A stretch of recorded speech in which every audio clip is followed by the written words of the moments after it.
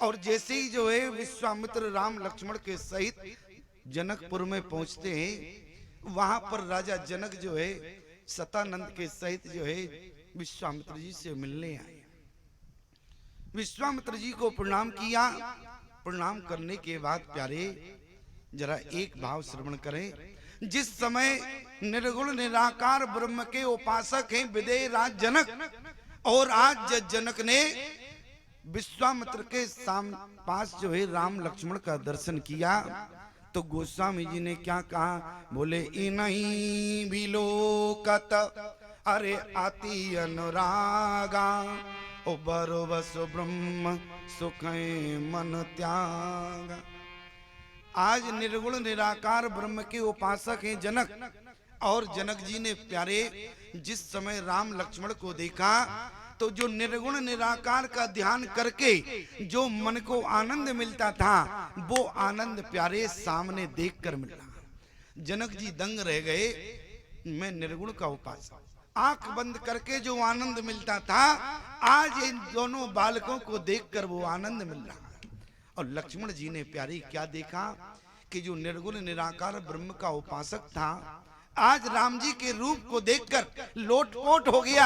आज बोले लक्ष्मण ने देखा। इसीलिए प्यारे लक्ष्मण ने जिस समय मिथिला में क्या इच्छा हुई लक्ष्मण की, गोस्वामी जी ने कहा है लखन हृदय लाल सा विषय की, और जाए जनकपुर आई देखी। अब विचार करो, राम के रूप को देखने के बाद मिथिला का राजा क्या दशा हुई? राम के रूप का प्रभाव पड़ा प्यारे कि जो निर्गुण का ध्यान करने के बाद आनंद मिलता था, आज वो सगुण रूप को देखकर।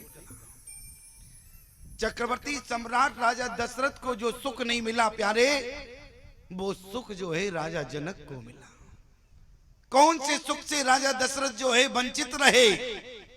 तो वो सुख है प्यारे, अरे निर्गुण निराकार ब्रह्म को बेटा के रूप में तो राजा दशरथ ने पा लिया, लेकिन प्यारे गोद में ब्रह्म बेटा रूप में मिल गया, लेकिन जो सुख जनक को मिला वो दशरथ को नहीं मिला, क्योंकि चरणों का धोवन पीने का जो सौभाग्य राजा जनक को मिला है, वो राजा दशरथ को नहीं मिला।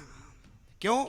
बोले बारी बिलो को दंपति अनुरागे, ओ पाए पुनीत पखारन लागे। आज वो सुख जो है राजा दशरथ को नहीं मिला। लक्ष्मण ने देखा, इसलिए लक्ष्मण ने देखा कि राम के रूप को देखकर राजा जनक की ये स्थिति रही। अब हम मिथिला में देखना चाहते हैं।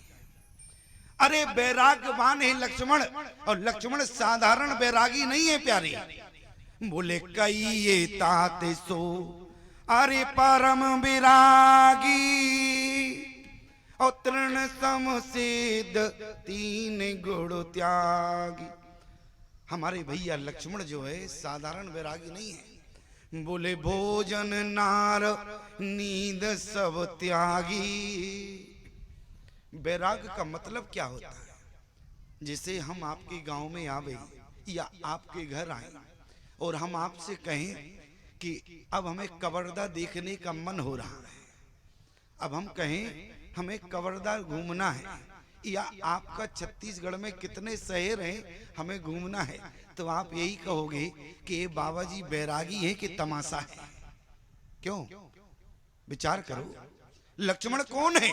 बोले कई तात सो परम विरागी, तृण सम सिद्ध तीन गुण त्यागी। आज बैराग रूप में है लक्ष्मण, और बैरागी लक्ष्मण और मिथिला में जाके कहे कि लखन हृदय अरे लालिसा विषेकी, ओ जाए जनकपुर आए देखी। विचार करना, ये बहुत गंभीर बात है प्यारे, बड़ी गहराई की बात है।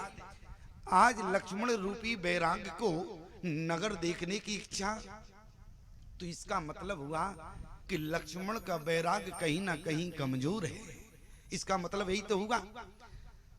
अरे लक्ष्मण के हृदय की बात ही नहीं, राम जी ने तो विश्वामित्र से भी कह दिया। बोले नाथ लखन पोरो देखन चाहे। रुक जाओ, इनको रुको जरा। क्या कहा? बोले नाथ लखन पोरो अरे देखन चयही। आज जैसे ही राम जी ने कहा विश्वामित्र से, गुरुदेव बोले लक्ष्मण जो है नगर को देखना चाहते हैं। एक बात अभी तक समझ में नहीं आई, बैराग रूपी महात्मा या जो बैराग धारण किए हो और नगर देखने की इच्छा हो, इसका मतलब है कि बैराग नहीं है, ये तो उसके जीवन का सब तमाशा है। लेकिन लक्ष्मण क्यों देखना चाहते हैं? कभी आपने विचार किया? लक्ष्मण ने राजा जनक की जो स्थिति देखी तो आज लक्ष्मण को लगता है अरे स्वयं मिथिला का राजा आज जब राम के रूप को निहार कर ये दशा हुई तो अब हम मिथिला वासियों की स्थिति देखना चाहते हैं। नगर देखने की इच्छा का मतलब ये नहीं है कि बाजार घूमना चाहते हैं। बोले लक्ष्मण का भाव क्या है? बोले लखन हृदय अरे लाल साभिषेकी और जाए जनकपुर आए देखी। क्यों? क्योंकि लक्ष्मण देखना चाहते हैं प्यारे। और यही हुआ जिस समय राम और लक्ष्मण मिथिला में प्रवेश करते हैं तो देखन नगर भूप सुत आए। तो स्थिति क्या हुई? बोले धाये धाम अरे काम सब त्यागी और मनो रंक निधि लूटन लागी। उसी समय बोले जुवती भवन जरोखन लागी निरख राम रूप अनुरागी। आज मिथिलानियों की क्या स्थिति है प्यारे? अपनी अपनी अटारियों पर चढ़कर अपनी अपनी खिड़कियों से झांक रही है। किसको? बोले राम के रूप को निहार रही है। लेकिन इसके बाद भी राम जी ने किसी के रूप को नहीं देखा। याद रखना, लक्ष्मण को जो देखना था वो लक्ष्मण ने देख लिया कि आज मिथिला के राजा की दशा नहीं बल्कि मिथिला के प्रत्येक नगरवासियों की स्थिति क्या है? बोले धाये धाम अरे काम सब त्यागी और मनो रंक निधि लूटन लागी। राम जी के रूप को निहार कर सभी लोग अपने अपने काम धाम छोड़कर भगवान के पीछे दौड़ पड़े। ये क्या है? ये राम के रूप का प्रभाव है। राम के रूप का प्रभाव प्यारे कहां दिखने को मिला? जिस समय भगवान का विवाह हो रहा था तो बोले राम को रूप निहारत ही। बोले राम को रूप निहारत ही। क्यों? मिथिलानी सभी गालियां दे रही थी। किसको? अवधेश का नाम लेकर। राम के पिता अवधेश, दशरथ का एक नाम है अवधेश। लेकिन प्यारे बोले देते रही अवधेश को गारी और देने लगी मिथिले से को गारी। क्यों? क्योंकि राम को रूप निहारत सब भूल गई देवन गारी। अरे राम के रूप का प्रभाव है प्यारे। जिस समय क्रोध में रहे लेकिन जिस समय परशुराम ने राम के रूप को देखा तो उस समय स्थिति क्या हुई? बोले जाना राम प्रभाव तब। बोले पुलक पुलित गात। आज परशुराम ने भी जब राम के रूप को देखा तो बोले जान गए कौन है। मैं आपसे निवेदन करूं, आज लक्ष्मण ने क्या देखा? बोले केवल प्रभाव देखना चाहते थे। क्योंकि राजा जनक की स्थिति क्या है? बोले ए नहीं बिलोकत अति अति अनुरागा ओ बरो बस ब्रह्म सुख मन त्यागा। आज प्यारे लक्ष्मण को नगर देखने की इच्छा नहीं। लक्ष्मण केवल वहां के नगर वासियों को देखना चाहते थे कि जहां के राजा की ये दशा है, नगर वासियों की क्या दशा हो। और आज जिस समय प्यारे लेकिन राम जी ने किसी के रूप को नहीं निहारा तो उसी समय सारी मिथिलानियां जो है अपनी अपनी अटारियों पे चढ़ी झांकती हैं। लेकिन एक सखी आई, वो जानती थी कि राम जी कैसे देखें। जब राम जी ने नहीं देखा तो सखी मुंह बनाने लगी। पीछे से सखी बोली क्या देख रही हो? बोली राम को देख रहे हैं लेकिन राम जी हमें नहीं देख रहे। लेकिन उसी समय उस सखी ने कहा कि राम जी ऐसे नहीं देखते। बोले फिर? बोले राम जी के ऊपर क्या फेंका? जरा देखना प्याले। बोले ही ये हर सै बरसै सुमन अरि सुम किसी लोचन वृंद, हो जाए जहां जय बंद दो उते ते परमानंद। आज सखियों ने जिस समय राम जी को देखा, लेकिन राम जी ने नहीं देखा। एक चतुर सखी आई। चतुर सखी कहने लगी, राम जी ऐसे नहीं देखते। कैसे देखते हैं? बोले जैसे ही पुष्प फेंका तो इसके बाद भी नहीं देखा। सखी बोली, फूल फेंकने के बाद भी हमारी ओर नहीं देख रहे हैं। लेकिन चतुर सखी ने कहा, ये वो व्यक्ति नहीं है जो फूल फेंकने से देखने लगे। बोली फिर? बोले ये तो स्वयं परमात्मा है। और याद रखना प्यारे, परमात्मा तुम्हारी तरफ सुंदर फूल फेंकने पर नहीं, सुंदर फूल चढ़ाने पर नहीं देखता है, सुंदर माला चढ़ाने पर नहीं। तो परमात्मा कब देखेगा? वो चतुर सखी ने वहां मिथिलानियों से कहा, परमात्मा जीवन में देखता जीवात्मा की तरफ। बोले कब देखेगा? बोले सुमन फेंका। सुमन कहते हैं सुंदर मन को। सु माने सुंदर और मन, इसलिए परमात्मा को क्या प्रिय है? बोले निर्मल मन जन सो मोहे पावा, मोहे कपट चल छेद्र न भावा। परमात्मा की ओर यदि देखना है तो सुंदर पुष्प डाल के नहीं, परमात्मा की ओर तो सुंदर मन डाल के देखना प्यारे। परमात्मा तुरंत तुम्हारी ओर देखेगा। मैं आपसे निवेदन करूं, जैसे ही गोस्वामी जी ने क्या कहा, बोले ही ये हर सै अरि बरसै सुमन अरि सुम किसी लोचन वृंद, ओ जाए जहां जय बंद दो उते ते परमानंद। आज जैसे मानो कि जैसे उस चतुर सखी ने, सबने तो मन फेंके लेकिन चतुर सखी ने फूल फेंका। फूल फेंक के कहा कि जिनको तुम यहाँ ताक झांक करके देख रहे हो वो तुम्हें यहाँ नहीं मिलेगी। राम जी समझ गए कि कौन बोला, लेकिन मानो मन ही मन राम जी ने कहा कि चतुर सखी से जिसको हम ढूंढ रहे हैं वो कहाँ मिलेगी? तो बोले यहाँ नहीं।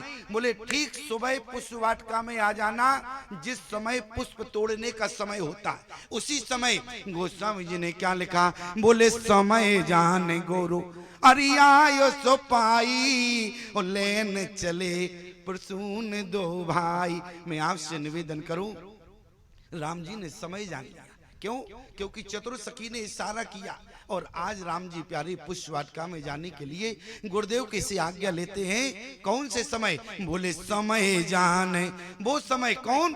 बोले जो पुष्प तोड़ने का समय होता है, समय पूजा वंदन के लिए, उसी समय राम जी बगिया में प्रवेश करते हैं।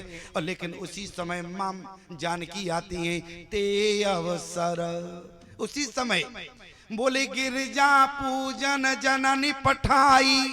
और विचार करना, आज जब जानकी मां भवानी की पूजा करने के लिए गई, लेकिन एक यहां मैं निवेदन आपसे करूंगा कि कुछ लोग कहते हैं कि सीता हरण हुआ और सीता हरण के बाद माता सती ने जिस समय देखा तो सीता का हरण हो चुका था।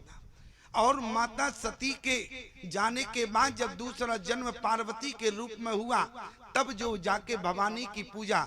लेकिन एक बात हमें समझ में नहीं आई, यहाँ अभी विवाह हुआ नहीं, भवानी की पूजा हो रही है। और सती चरित्र का फिर क्या निष्कर्ष निकालेंगे? जरा विचार करना प्यारे, क्योंकि कथा जो है एक कल्प की नहीं कई कल्पों की कथा होती है। और मैं आपसे निवेदन करूं, वाल्मीकि रामायण में पुष्प वाटिका का वर्णन नहीं है। वाल्मीकि जी ने कहीं नहीं लिखा है कि मां जानकी जो है फुलवारी में गई है। ये तो गोस्वामी तुलसीदास जी ने लिखा है। लेकिन किसी ने कहा गोस्वामी जी से, जब वाल्मीकि तुलसी भयो, वाल्मीकि जी ही तुलसीदास जी बनकर आए। जब वाल्मीकि जी ने पुष्प वाटिका नहीं लिखी तो आपने फिर पुष्प वाटिका क्यों बना दी? तो गोस्वामी जी कहने लगे, क्योंकि मैं अपने राम को कृष्ण बनाना चाहता हूँ। जिस समय निधि वन में भगवान जो है गोपिकाओं के साथ महारास रचाते हैं, लेकिन यहाँ पुष्प वाटिका में भगवान ने जानकी की सखियों के साथ मर्यादा के सहित महारास रचाया। प्यारे, आज गोस्वामी जी पुष्प वाटिका के माध्यम से महारास का दर्शन कर रहे हैं और आप सब लोगों को भी करा रहे हैं। आज जिस समय मां जानकी जो है भवानी की पूजा करने के लिए गई और उसी समय प्यारे पूजा कर रही है, लेकिन कभी विचार किया आपने? मां जानकी ने जिस समय पूजा की तो बोले पूजा कीना अरि अधिक अनुरागा और निज अनुरूप सुभग बर मांगा। अपने अनुरूप जो है बर मांग रही है, और अपने अनुरूप जब बर मांगा प्यारे, और जब एक चतुर सखी जानकी के जो साथ आई थी, और वो कहां दौड़ के गई, यहाँ जानकी पूजा कर रही है, लेकिन प्यारे वो चतुर सखी मां जानकी के साथ नहीं थी। गोस्वामी जी ने कहा थी, बोले एक चतुर सखी कहाँ थी? वो तो फुलवारी में उनको देख रही थी, राम जी को देख रही थी। किसी ने कहा कि वो सखी माँ भवानी की पूजा करने के लिए क्यों नहीं गई? क्योंकि प्यारे, क्योंकि स्वयं शंकर भगवान ही चतुर सखी के रूप में है। अब चतुर सखी ने कहा, मैं शंकर के रूप में चतुर सखी बनी हूँ, अब क्या हम ही जाके गौरा की पूजा करेंगे तो लोग क्या कहेंगे? इसलिए चतुर सखी तो अपने भगवान को फुलवारी में ढूंढ रही थी, और जैसे ही प्यारे राम जी मिले उसी समय जो है तुरंत दौड़ के माँ जानकी के पास गई। लेकिन माँ जानकी जिस समय गौरा की पूजा कर रही थी प्यारे, तो बोले पूजा कीन अधिक अनुरागा निज अनुरूप सुभग वर मांगा। लेकिन जानकी ने पूजा करते समय प्यारे ना तो रोरी का प्रयोग किया, ना फूल चढ़ाए, कुछ नहीं चढ़ाया। क्यों? किसी ने कहा जानकी से कि तुम्हारी एक सखी पीछे खड़ी है, पूजन की थाली है, उसमें नारियल है, चावल है, सब कुछ है, लेकिन इसके बाद भी तुमने भवानी को किसी भी पूजन की सामग्री का प्रयोग नहीं किया। जानकी ने कहा, आज सखियों को समझाते हुए, आज मैं जिसको मांगने आई हूं वो इस सामग्री से नहीं मिलता है। याद रखना, आज हम पूजन की थाली जब ले जाते हैं तो पूजन की थाली में क्या क्या नहीं होता।